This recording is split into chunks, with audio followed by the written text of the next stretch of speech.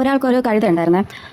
ഒരു ദിവസം ആ കഴുത ആ വീട്ടിലുള്ള കിണറിനകത്ത് വീണു. അതൊരു വയസ്സായ കഴുതയായിരുന്നു. അയാളെ കൊണ്ട് അങ്ങനെ ആ കഴുതയെ കൊണ്ട് അങ്ങനെ വലിയ ഗുണമോ ഒന്നുമില്ല. അതിനെക്കൊണ്ട് ഭാരം എടുക്കാനും പറ്റൂല, ഒന്നിനും വയ്യ. വെറുതെ ഭക്ഷണം കൊടുത്ത് അതിനെ വീട്ടിൽ വളർത്തിയായിരുന്നേ. അപ്പം ഇയാൾ വിചാരിച്ചോ, എന്തായാലും നന്നായി ഈ കഴുത കിണറി വീണല്ലോ, അതിനങ്ങ് അത് അവിടെ കിടന്ന് ചത്ത് പോട്ടെന്ന് വിചാരിച്ചാൽ. അപ്പം കഴുതയ്ക്കാണ് കഴുത കിടന്ന് വിളിക്കുകയാണ്, അയ്യോ എന്നെ രക്ഷിക്കണേ, അങ്ങനെയല്ല ബാബാ ബാബാ എന്നൊക്കെ കിടന്ന് വിളിക്കുകയാണ്. അപ്പോൾ എങ്ങനെയെങ്കിലും രക്ഷിച്ച് എന്നെ പുറത്താക്കണേ എന്ന് പറഞ്ഞാൽ വിളിക്കും.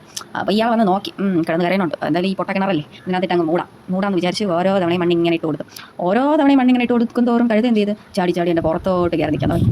അങ്ങനെ മണ്ണ് ഇട്ടിട്ടിട്ടിട്ട് ഇതിൻ്റെ പുറത്തെല്ലാം കയറി നിന്ന് കഴുത എന്ത് ചെയ്തു, കോട്ടക്കിണറിൻ്റെ പുറത്തെത്തി. അപ്പോൾ ഈ കഥ നിങ്ങൾ കേട്ടിട്ടുണ്ടാവും. അപ്പോൾ ഇതെന്ന് പറയുമ്പോൾ എന്താണ്, നമ്മുടെ വീട്ടിൽ ആർക്കും ആവശ്യം ഉണ്ടാവില്ല, നമ്മളെ കൊണ്ട് ഒരു ഗുണം ഉണ്ടാവില്ല. സത്യം പറഞ്ഞാൽ വീട്ടിൽ ഓരോ കഴുതകളായിരിക്കും നമ്മളെല്ലാവരും. അല്ല, എല്ലാവരും എന്ന് പറയുന്നില്ല, ഒട്ടുമിക്ക പേരും വീട്ടിലെ കഴുതകളാണ്.